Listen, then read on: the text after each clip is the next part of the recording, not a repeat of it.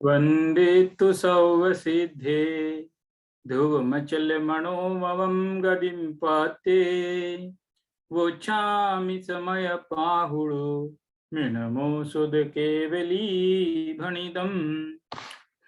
समय सार परमागम में हमारी ये चर्चा चल रही है कि ज्ञानी जीव विषय भोग भोगे तो भी उसको निर्जरा होती है, और उसका मुख्य कारण यह है कि उसके ज्ञान वैराग्य की शक्ति होती है। और ज्ञान वैराग्य की शक्ति इसलिए होती है कि उसने जहां अपनापन करना चाहिए वहां कर लिया है, और जहां अपनापन नहीं करना चाहिए वहां नहीं किया है, इसलिए उसके ज्ञान वैराग्य की शक्ति है। यही बात जो है चल रही है। और 138वां कलश जो हमने पिछली बार पढ़ा था उसमें भी यही कहा, पद पद में मात जिन नित अंधे जगत के प्राणियों, यह पद तुम्हारा पद नहीं क्यों, निज जान कर क्यों सो रहे, जागो इधर आओ रहो नित मगन परमानंद में, ओ परम पदमय तुम स्वयं हो चैतन्यमय। ऐसा सुंदर जो है कलश हमने पिछली बार पढ़ा। इसकी चर्चा तो अभी क्या करें, हो गई चर्चा इसकी, लेकिन आज आगे की जो गाथा है वो आज हम पढ़ेंगे। आगे की गाथाओं में भी हालांकि यही बताया गया है, तो पद से संबंधित ही बात बताई गई है। अभी वो जो समय सार वाली जो लिंक है, एक में वो गाथा ढूंढनी पड़ेगी थोड़ा, वो इंटरनेट चला गया था ना तो गाथा भी चली गई। हाँ मिल गई है, लेकिन ठीक है। देखिए सबसे पहले वो गाथा शेयर करता हूं। यहाँ आप देख रहे हैं ये दो गाथा हमने पहले पढ़ी थी, 201 और 202। दिख रहा है क्या? नहीं, अच्छा शेयर ही नहीं हुआ, शेयर नहीं हुआ क्या? क्या हुआ? आ गए सर, आ गया, ठीक है, अभी आ गया। ये कुछ ना कुछ इसमें, हाँ ये जो दो गाथा हमने पहले पढ़ी थी, कुछ हैंग हो गया लग रहा है, क्या हुआ? ठीक है चल रहा है, हैंग हो गया, आगे बढ़ नहीं रहा। ये बीच में 3 गाथाएं और भी आई हैं, लेकिन वो 3 गाथाएं आप इनके नंबर देखेंगे ना तो यहाँ नंबर लिखे हुए हैं इधर 216, ये 216 नंबर पर आएगी ये गाथा, इसलिए अभी नहीं इसको नहीं पढ़ते, ये 217 पर आएगी। ये बीच में 3 गाथाएं क्यों आ गई? क्योंकि ये जो है दूसरे आचार्य जैसेनाचार्य की टीका में इसी क्रम से थी, इसलिए यहाँ पर क्रम भी लिख दिया है। ये 208 नंबर की गाथा आगे आएगी, इसलिए यहाँ पर इसको नहीं पढ़ते हैं। ये 3 गाथाएं बीच में छोड़ दी गई हैं, आगे पढ़ी जाएंगी ये, और ये फिर उसके बाद में 203 नंबर यहाँ लिखा हुआ, ठीक है, आगे लिखा है 203। तो 203 नंबर की गाथा देखते हैं। आदम्मिदव्य भावे अपदे मोत्तूर्ण गिन्नतनियदं थिरमेघमिमं भावं उवलभन्तं सहावीण। आदम्मी यानी आत्मा में, सप्तमी विभक्ति है, आत्मा में द्रव्य भावे अपदे, द्रव्य अपद और भाव अपद, 2 प्रकार के अपद। अपद यानी जो रमने योग्य स्थान नहीं है उनको बोलते हैं अपद। तो 2 प्रकार के अपद कि द्रव्य अपद और भाव अपद, इन दोनों को मोतून मतलब छोड़कर, इन दोनों को छोड़कर गिरणम यानी ग्रहण करो, इनको तो छोड़ दो लेकिन ग्रहण किसको करो? कि नियदम कि नियत हो, थिरम यानी जो स्थिर हो, एकगम यानी जो एक हो, ऐसा इमम भावम यानी इस भाव को, इस भाव को ग्रहण करो जो नियत है, स्थिर है, एक है। ये 3 विशेषताएं उसकी बताई। और कैसा है वो भाव? उपलब्धंतम सहावेण, जो स्वभाव से ही उपलब्ध हो, जो स्वभाव से ही उपलब्ध हो यानी निज अनुभूति से ही प्राप्त होने वाला है, ऐसा पद नियत हो, स्थिर हो और एक हो, ऐसे इस भाव को प्राप्त हो। आप अंतर देख रहे होंगे, पिछले कलश में तो ये कहा था कि कौन कौन से पद जो है त्यागने योग्य हैं, लेकिन यहाँ पर ये बता रहे हैं कौन कौन से पद ग्रहण करने योग्य। ऐसा फर्क है इस गाथा में। स्वानुभूति गम्य है जो नियत थिर निज भाव ही, अपद पद सब छोड़ ग्रह वह एक नित्य स्वभाव ही। कैसा है वे पद कि जो स्वानुभूति गम्य है, अनुभूति से पकड़ में आएगा। कोई किसी को दान में नहीं दे सकता, कोई किसी को सिखा नहीं सकता।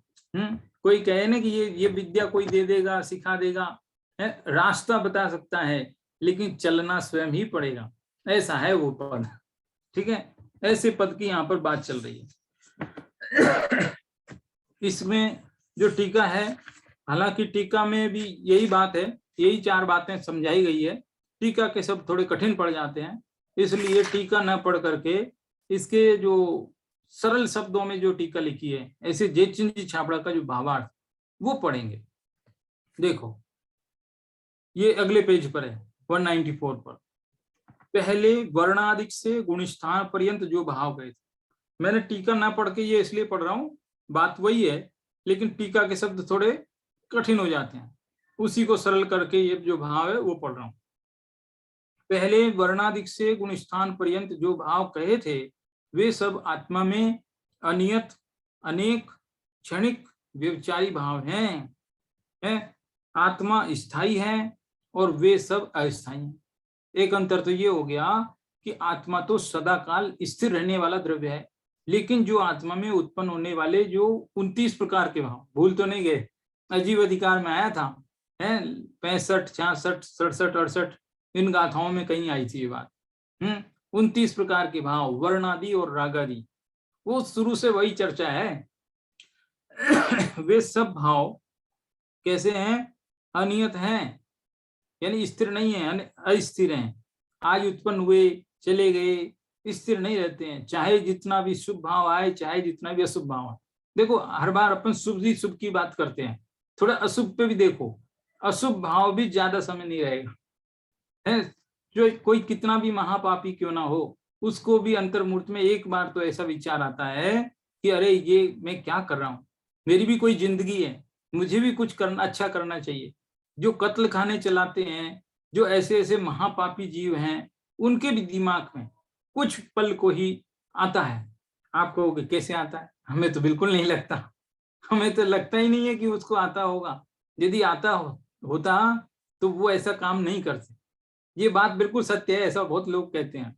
लेकिन जो भाव आता है ना, वो बहुत सूक्ष्म होता है, वो ना हम जान पाते, ना वो खुद जान पाता है, वो खुद भी नहीं जान पाता। केवल ज्ञानगम सूक्ष्म कुछ समय के लिए ही ऐसा परिणाम आता है, कुछ समय के लिए परिणाम आता है, हमेशा नहीं, बहुत थोड़े समय के लिए। ऐसा है ना, रूल है, नियम है कि अंतर्मूर्त तक कोई भी भाव आत्मा में स्थिर नहीं रह सकता, अंतर्मूर्त से ज्यादा स्थिर रह ही नहीं सकता, है ना। इसलिए वो भाव अस्थायी हैं, है ना, इसलिए वे आत्मा का स्थान नहीं हो सकते। अब बताओ, आत्मा उनको शरणभूत मानकर उनके पीछे जमे और उस स्थान को अपना समझ के बैठे, तो वो तो अंतर्मूर्त में खत्म हो जाएगा, खत्म हो जाएगा, फिर दुख होएगा, इसको दुख होएगा ना।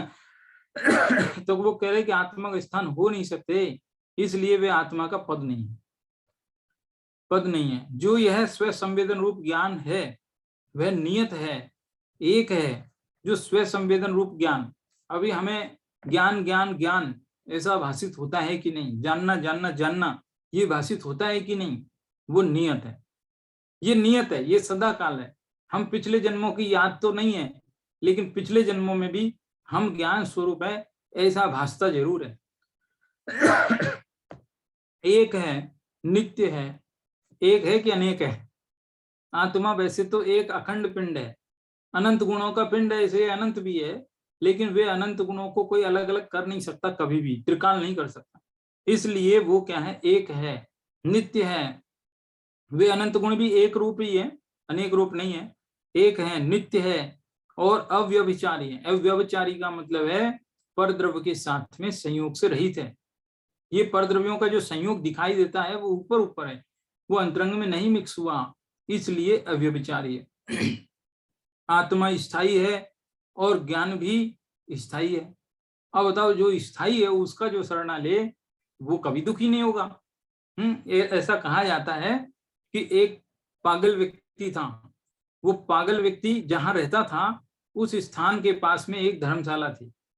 वो धर्मशाला में दूर दूर से बहुत लोग आते थे रात्रि में विश्राम करते थे, तो जब शाम होती थी तो लोग आते थे। पहले के जमाने में शाम ढली और लोग एकत्रित होना शुरू हो जाते थे।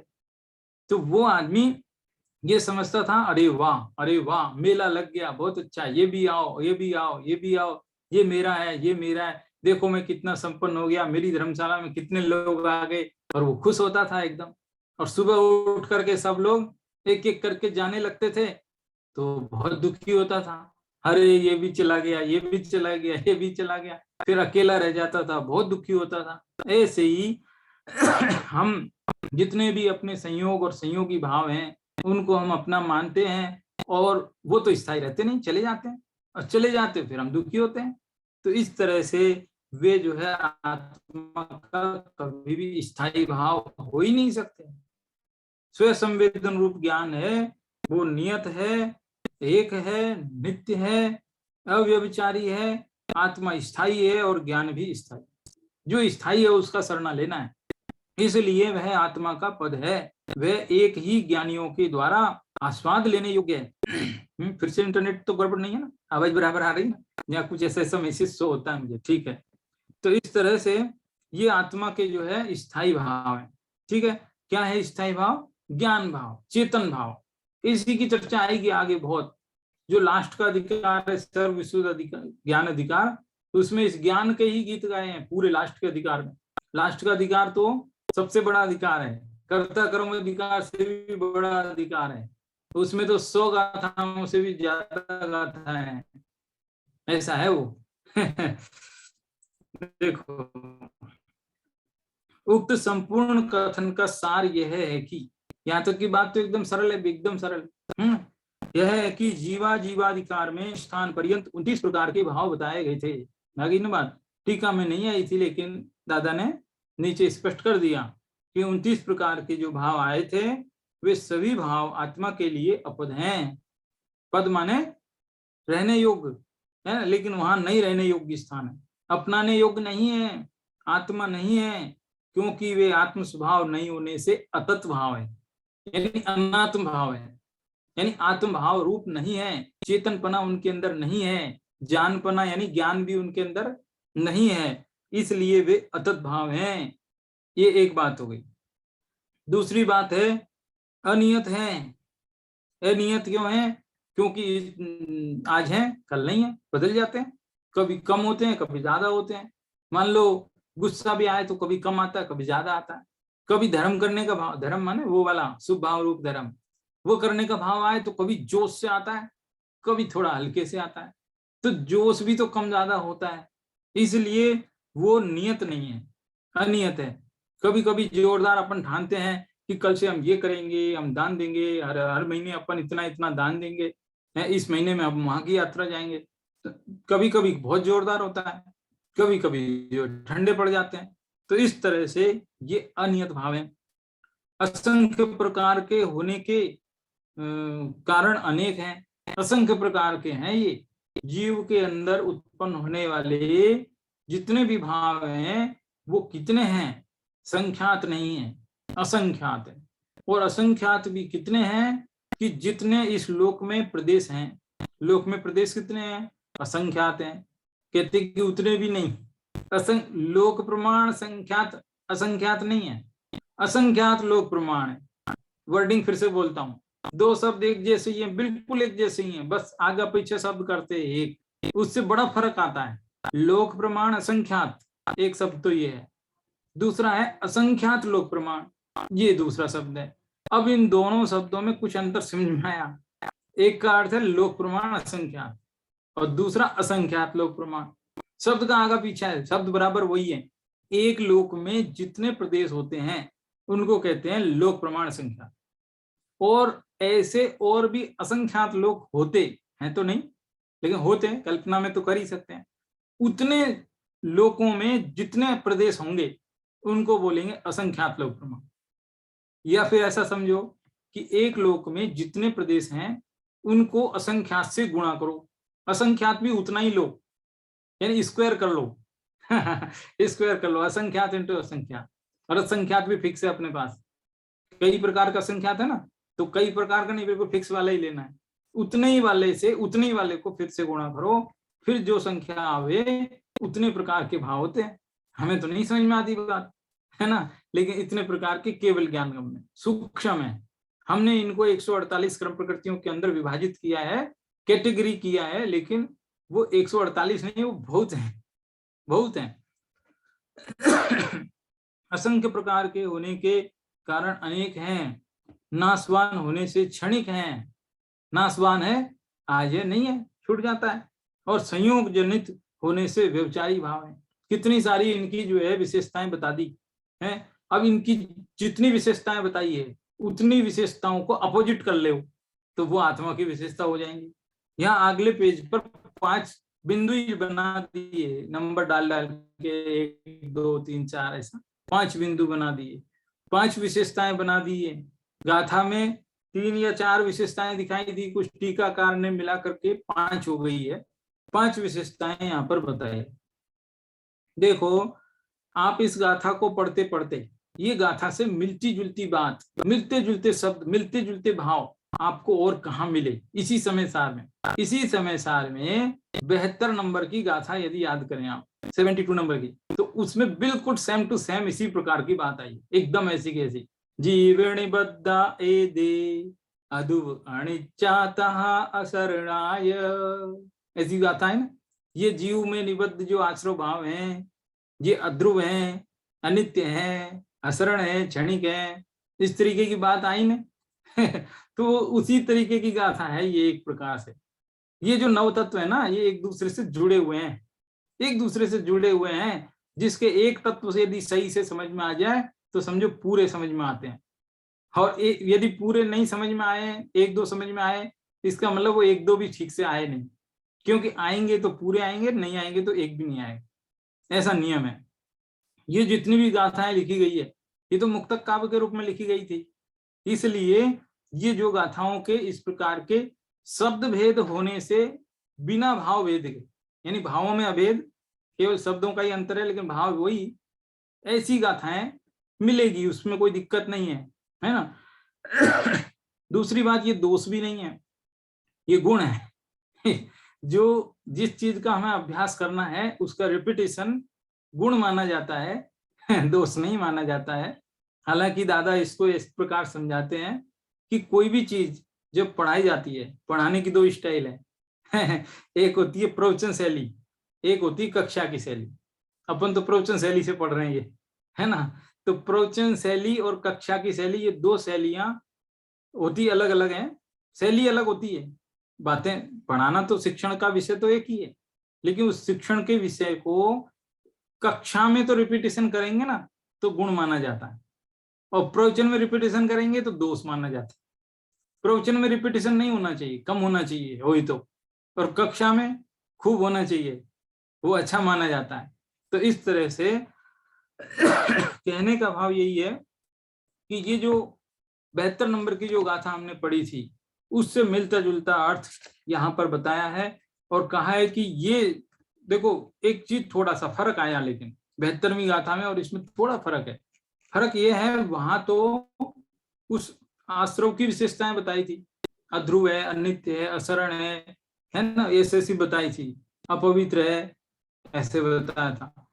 लेकिन यहाँ आश्रव को तो बताई और उसके अपोजिट आत्मा का स्वभाव भी बताया। देखो नियदम, स्थिरम, एगम, ये मूल गाथा के शब्द है कि जो नियत है, स्थिर है, एक है। तो इस प्रकार से ये भी बताए, आत्मा की विशेषताएं भी बताई साथ में। ये इसमें खास बात है 72वीं गाथा में, और इसमें क्या समानता वो तो बताई, लेकिन क्या असमानता वो भी बताई मैंने।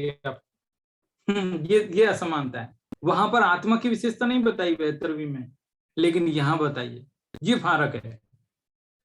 अब देखो इसमें क्या कहते हैं कि ये पांच विशेषताएं हो गई टोटल, कुछ गाथा की, कुछ टीका की, तो 5 विशेषताएं बिल्कुल सरल है, ज्यादा स्पष्टीकरण की कोई बहुत जरूरत है नहीं, सब समझ में आ रहा है। पहले भी काफी इस प्रकार की चर्चा हुई है, तो इसलिए भूमिका अपनी तैयार है लगभग। तो देखो फिर भी, लेकिन गुरुदेव कांजी स्वामी का जो कोटेशन है वो पढ़ देता हूँ।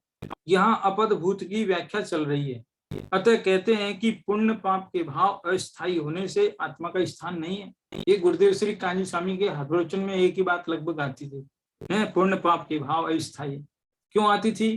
क्योंकि सारा जगत तो यही मान के बैठा ना, इसलिए ये बात।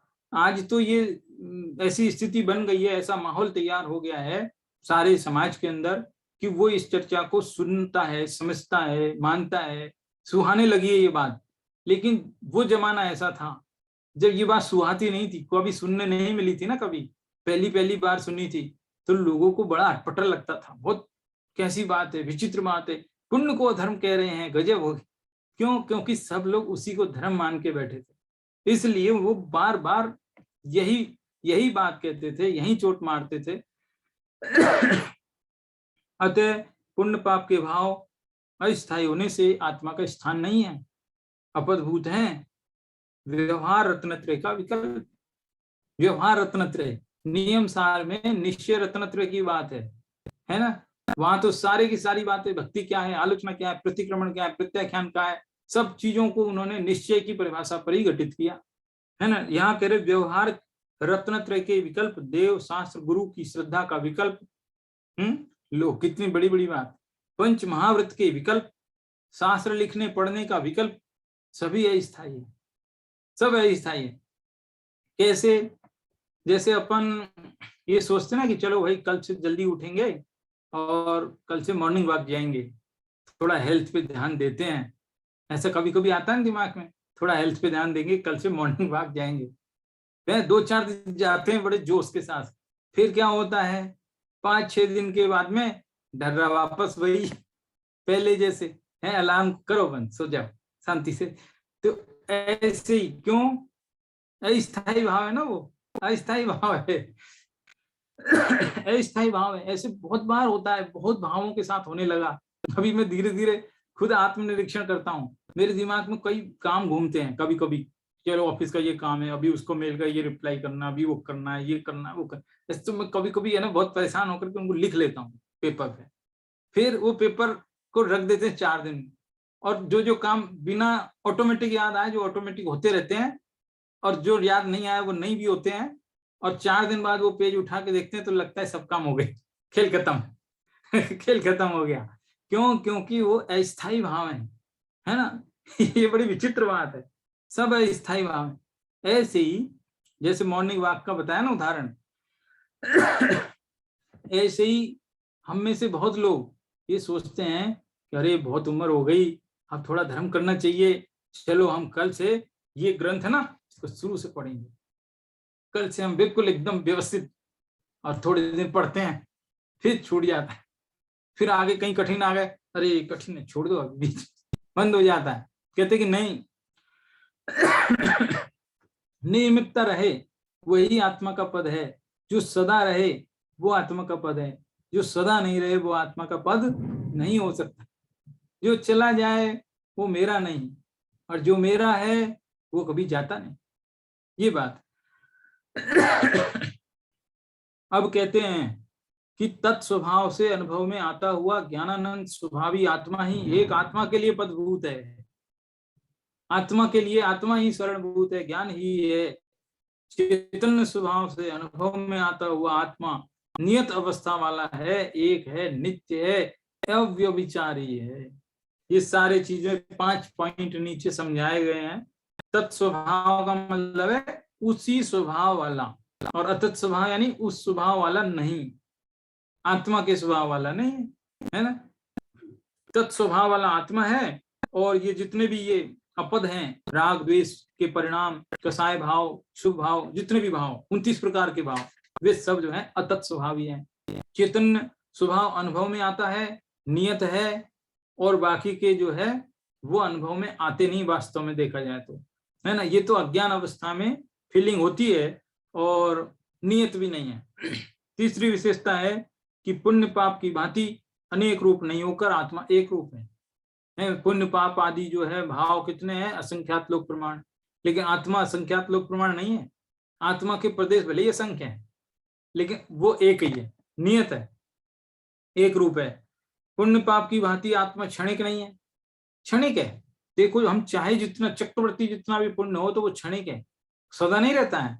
चक्रवर्ती का पुण्य, और चलो ये भी जाने दो और आगे चले बात, 16 कारण भावनाओं से प्राप्त होने वाला तीर्थंकर पद के लायक जो पुण्य है वो भी क्षणिक है, क्योंकि वो भी सदा नहीं रहता है ना, बल्कि त्रिकाल होने से नित्य, आत्मा नित्य है ना, संयोग जनित न होने से अव्यभिचारी है। ये आत्मा कैसी अव्यभिचारी, क्योंकि इसमें द्रव कर्म, भाव कर्म और नो कर्म, इन तीनों का किसी प्रकार का कोई संयोग हुआ नहीं है, इसलिए ये जो है अव्यभिचारी है, एकदम निर्मल है। जैसे कमलनी पत्र पानी में डूबा हुआ है तो भी पानी से असंपृक्त, एकदम निराला, अभिन्न है, उसी तरह से, सॉरी अभिन्न नहीं, भिन्न है, उसी तरह से ये आत्मा जो है संयोगों से रहित अव्यभिचारी भाव है।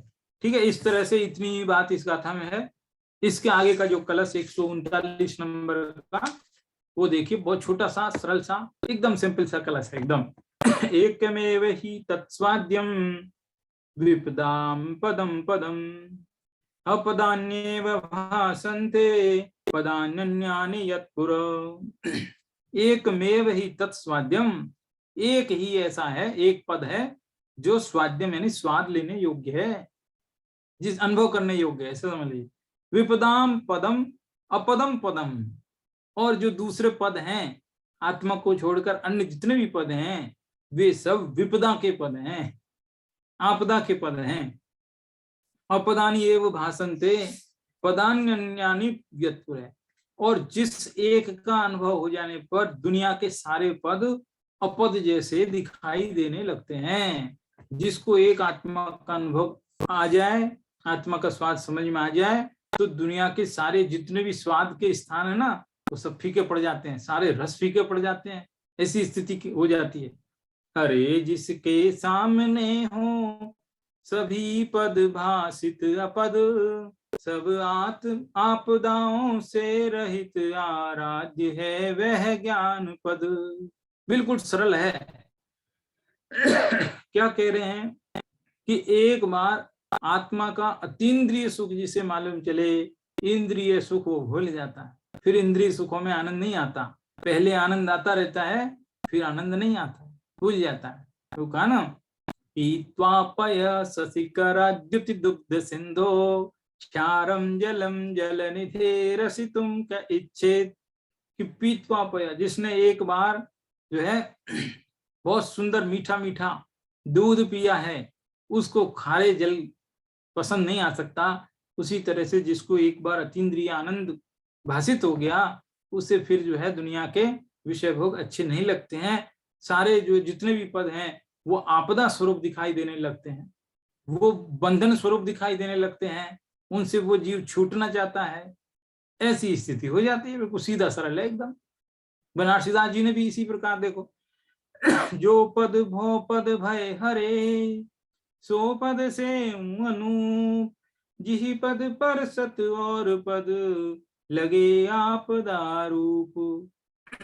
जो पद भो पद भय हरे, जिस पद के स्पर्श करते ही अन्य सभी पद आपदा रूप भाषित होने लगते हैं, है ना, उस पद का सेऊ अनूप, ऐसे अनुपम उस पद का सेवन करो, जिहि पद पर सद और पद लगे आपदा रूप। ठीक है, वही चीज है।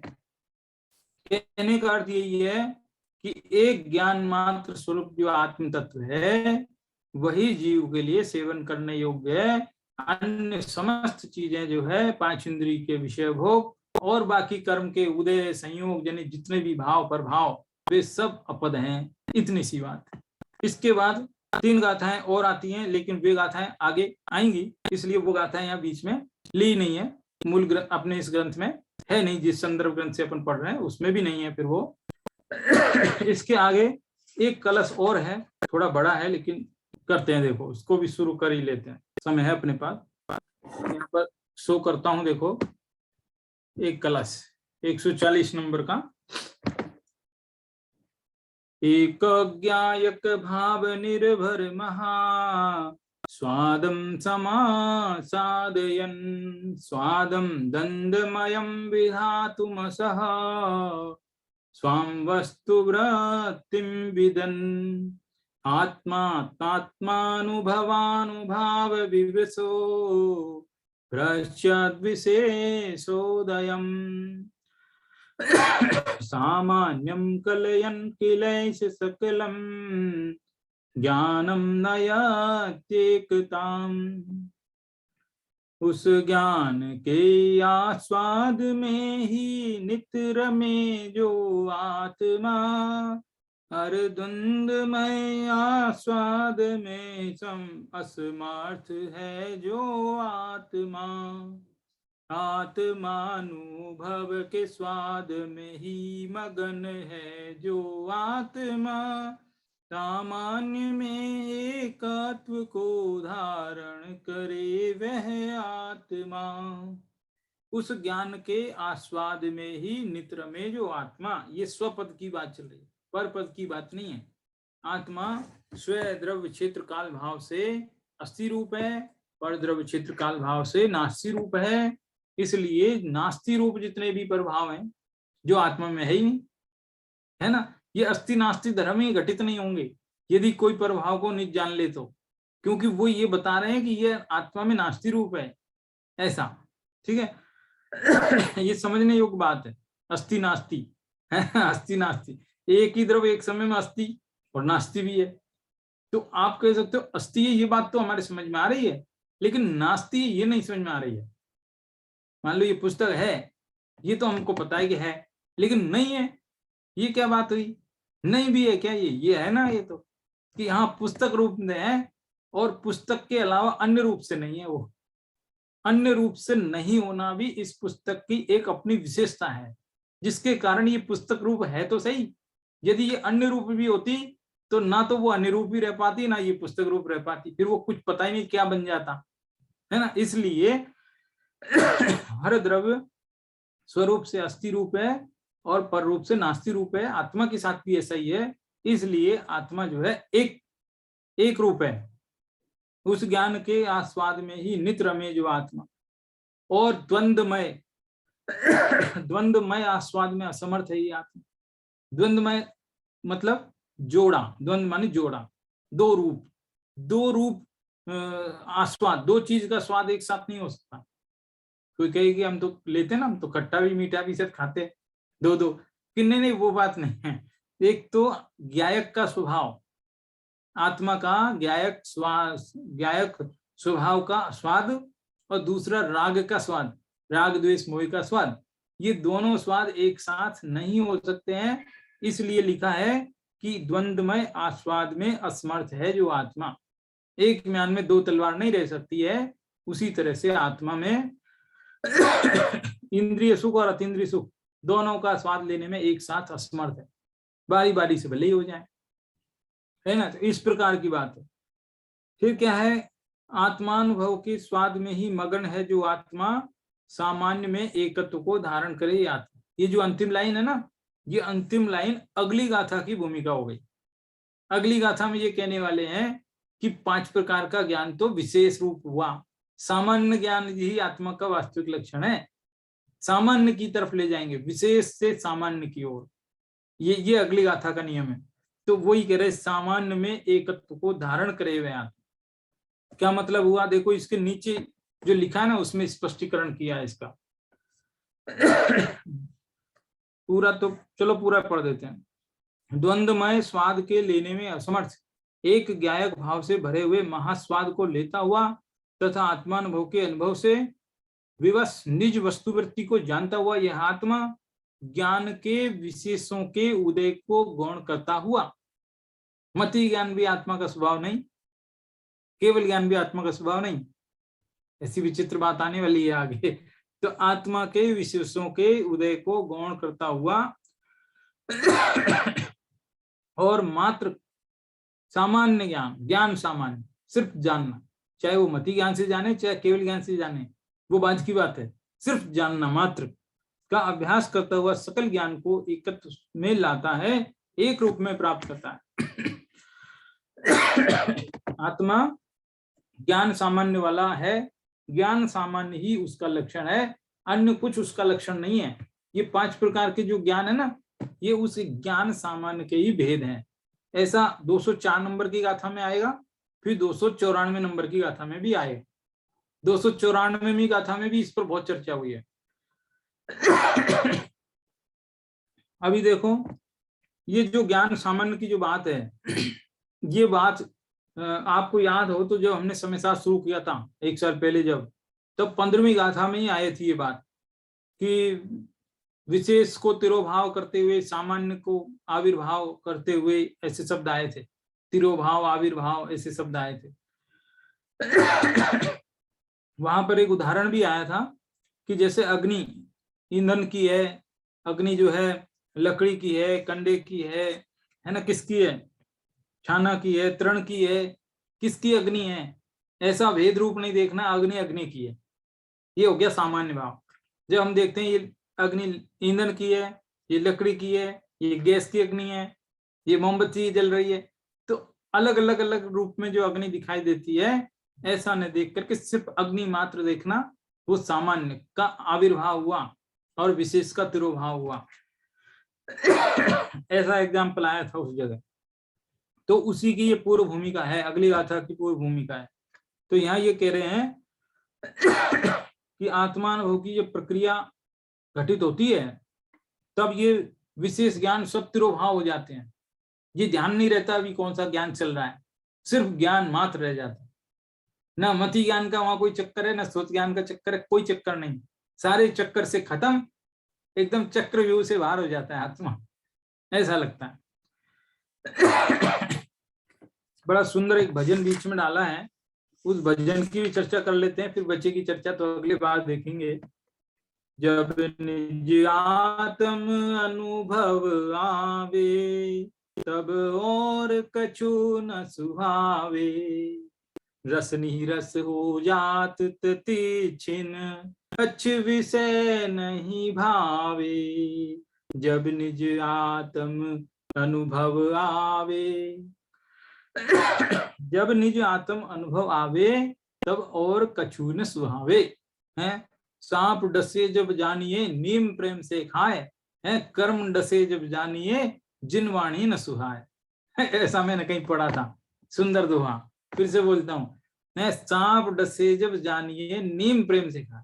ऐसा ये दोहा सच है झूठ है मालूम नहीं, लेकिन कई विद्वानों के मैंने प्रवचनों में सुना है, प्रत्यक्ष नहीं देखा, कि ऐसा होता है कि जब गांवों में किसान लोग खेत में काम करते हैं, फसल उगाते हैं, उस दौरान कोई सांप अंधेरे में आकर काट लेवे हैं, तो अब अंधेरे में कोई जानवर ने काट लिया है, तो अब ये पता नहीं चलेगा सांप ने काटा है कि किसी और ने काटा है।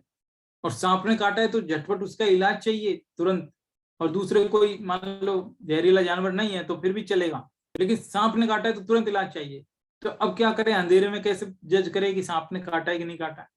तो वो क्या करते हैं, उनको जब भी डाउट होता है कि अभी किसने काटा, तो वो झटपट वो आसपास कोई नीम का पौधा पेड़ होता है ना, नीम का झाड़, उसमें से नीम की पत्तियां तोड़ करके और उनको चबाते हैं, और चबाते हैं तो यदि उसको कड़वी ना लगे और आराम से वो खाता रहे, तो उसको पक्का विश्वास हो जाता है कि अब सांप ने काटा है, और वो उसका तुरंत उपचार जो भी बनता है वो करते हैं। फिर मतलब सांप काटते हैं तो नीम अच्छी लगती है, वो कड़वी नहीं लगती। ऐसे ही कर्म जब डसते हैं तो ये जो जिनवाणी है ना वो सुहाती नहीं। ऐसा कुछ बताते हैं, ऐसा कुछ ऐसे। तो देखो क्या कह रहे हैं, जब निज आत्म अनुभव आवे तब और कछु न सुहावे। जगत की कोई चीज अच्छी नहीं लगती है, रस नीरस हो जा ततच्छिन्न, अच्छे विषय, अच्छे अच्छे विषय जिनके पीछे ये मरता था, दौड़ता था, दौड़ धूप करता था, दिन रात एक करता था, ऐसे सुंदर विषय भी अच्छे नहीं लगते, सारे रस नीरस हो गए, फीके हो गए। आप कहोगे अरे ये तो गलत हो गया, ये तो मजा ही किरकिरा हो गया। हम जिस चीज के लिए इतनी कोशिश कर रहे हैं, फिर मजा आना चाहिए इसके लिए कर रहे हैं, और ये तो मजा खराब हो गया। तो ऐसा ऐसा नहीं चाहिए हमको। कोई कहे ऐसा नहीं चाहिए, ये तो गलत हो गया, ऐसा थोड़ी होना चाहिए। तो नहीं नहीं, ये गुण है, ये दोष नहीं है। जो दोष रूप दिखाई दे रहा है ना, दोष नहीं है, गुण है। जो चीज जैसी है वैसी प्रतिभाषित हो जाए, इससे बड़ी और क्या बात। वास्तव में वो जो विषय है वो वास्तव में ही दुख रूप थे, लेकिन आपको दुख रूप लग नहीं रहे थे, आप उसको अच्छा मानकर बैठे थे। अब वो वास्तव में आपको सच्चे सच्चे दिखाई देने लगे, हाँ हकीकत में ये दुख रूप है। ऐसा है। मतलब ऐसा नहीं है कि वो वास्तव में अच्छे थे, अच्छे नहीं थे, अच्छे लगते थे, ऐसा। रस नीरस हो जात तितिच्छिन, अच्छ विषय नहीं भावे, जब निज आत्म अनुभव आवे तब और कछु न सुहा। गोष्ठी कथा कौतूहल विगटे, उदगल प्रीति न सावे, राग दोष चुग चपल पक्ष युत, मन पंछी मर जावे, जब निज आत्म अनुभव आवे तब और कछु न सुहावे। गोष्ठी कथा कौतूहल सब कुछ नष्ट। पहले जिन क्लब में जाते थे, गोष्ठी करते थे, एंजॉय करते थे, घूमने फिरने जाते थे, कथा वार्ता चर्चा किस्से कहानी है, उन सब में बड़ा आनंद आता था, लेकिन वो सब आनंद खत्म हो गया है। और एक ऐसा मन रूपी पक्षी जिसके दो पंख, कौन से पंख? एक राग का पंख, दूसरा द्वेष का पंख। राग द्वेष के दो पंख हैं, ऐसा मन रूपी पक्षी वो भी मर गया, यानी खत्म हो गया, राग द्वेष खत्म हो गए, ऐसा आत्मा है। ज्ञान आनंद सुधारस उमगे, घट अंतर न समावे, भागचंद ऐसे अनुभव को, हाथ जोड़ सिर नावे, जब निज आत्म अनुभव आवे तब और कछु न सुहावे। ज्ञानानंद सुधारस उमगे, ज्ञानानंद रूपी अमृत उमड़ता है, इतना उमड़ता है कि घट में समाता नहीं है, अंदर में समाता नहीं है, यानी कि भरपूर ज्ञानानंद का स्वाद उमड़ता है। ऐसे भागचंद इसके लेखक हैं, भजन को बनाने वाले कवि हैं। वो भागचंद कहते हैं कि मैं ऐसे ज्ञानानंद रूपी जो अमृत है उसको सिर नवा करके नमस्कार करता हूँ। ये ज्ञानानंद यानी कि जो आत्मा के अनुभव के स्वाद की महिमा बताई जा रही है, आत्मा के अनुभव का कैसा स्वाद है, कितनी महिमा है, वो ये बताई जा रही है। इतनी बात जो है आज के लिए रखते हैं, बाकी चर्चा फिर करते हैं। अभी तो इसमें थोड़ी सी चर्चा बाकी है, उसको और करते हुए फिर आगे बढ़ेंगे। अभी 140वां कलश पूरा हुआ नहीं, थोड़ी चर्चा हुई, ठीक है। लेकिन कुल मिलाकर के ये कलश में और ये गाथाओं में क्या पद है और क्या अपद है, इतनी ही चर्चा है, ठीक है। अगली जो गाथा 204 है उसमें ज्ञान सामान्य की बात होगी, ठीक है। आज के लिए इतना ही रखते हैं, धन्यवाद। जय जिनेन्द्र। जय जिनेन्द्र। हाँ, जय जिनेन्द्र, ठीक है।